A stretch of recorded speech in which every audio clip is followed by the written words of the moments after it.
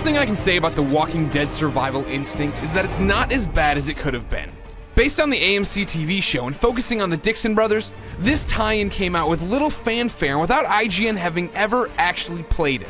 Those are usually bad signs, and The Walking Dead Survival Instinct tells you why with its subpar graphics, story, and action. But that said, there are some genuine scares and goofy fun to be had if you absolutely have to play it. Which, just to be clear, you shouldn't. I've been looking forward to this every day for the last month. Yeah? Don't kill me, brother. I ain't your brother. It wasn't my idea to sell you out, I swear it. Oh, I believe you, Ash. You're too damn chicken shit to cross me. Survival Instinct is a prequel to the AMC show and casts us as Daryl Dixon, the hillbilly with a crossbow we've all come to love on Sunday nights.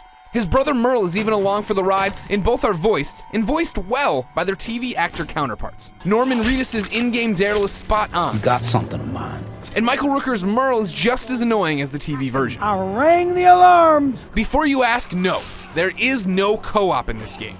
You go your separate ways at the start of each level, so this is a single-player only adventure. Anyway, Reedus and Rooker's performances are wasted, as everything around the two characters is unexciting. With muddy textures and disappearing bodies everywhere, these don't feel like 2013 graphics. The small levels are packed with sharp edges and flat surfaces. There's no flair to the presentation when someone starts talking. I'm Todd. My girlfriend. We had a fight. And the overall sound design is just shoddy. I'd hear a walker, but it would sound like it was coming from all around me at once.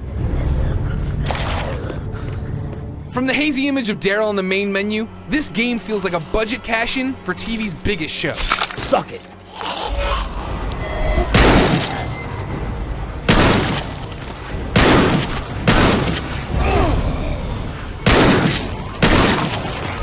The Walking Dead Survival Instinct squanders a bunch of great gameplay ideas too.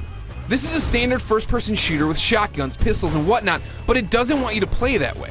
In keeping with the fiction, ammo is limited and the sound of gunfire attracts walkers, so shooting your way out of a problem should be the last resort. In theory, that can make us think outside the box to get through these problems, right?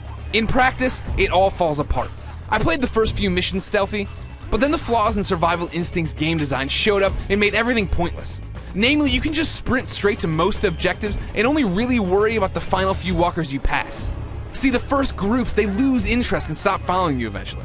If you want to clear the area and search for collectibles, you can climb on a car, have the herd surround you, and then casually stab each walker in the head. Seriously, they're too dumb to reach you. Resource management is also underdeveloped. It has a cool idea in that after each level, you have to pick a route for your vehicle. Each route burns a specific amount of gas and has a specific likelihood of causing a breakdown. It's all risk-reward. This will burn the least fuel, but it's most likely to break down. This will burn the most fuel, but you'll have plenty of chances to scavenge. This could have been awesome and had us scrounging around story levels for gas and spare tires. But in the end, it feels like filler to pad out a game that took just 5.5 hours to beat. When you run out of gas or break down, you're dropped into one of a handful of side levels that feel more like supermarket sweep than The Walking Dead. Your compass immediately points to the car part you need, and gas is littering the environment in a very un-zombie apocalypse kind of way. Most of the time you can just sprint around farming materials and then jet. Now as you're playing, you're also running into other survivors. These folks have optional quests for you and some can join your group. Thanks. Once they're on board, you can send them out to gather supplies for you while you head out on the real mission at hand.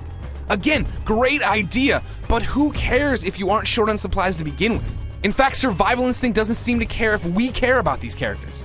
Even when you need to kick members out of your group for lack of space, which basically means leaving them to die, you're not even given a line of dialogue telling you to go to hell for the choice.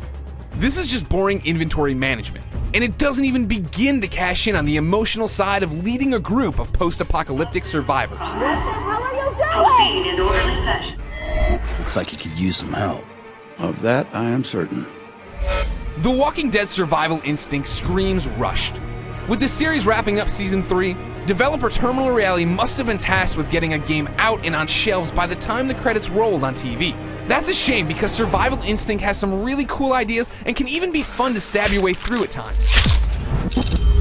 But it's a poorly done game when it comes to graphics, level design, gameplay, and general entertainment. For more on The Walking Dead, including why Andrea totally sucks in Season 3, keep it here on IGN.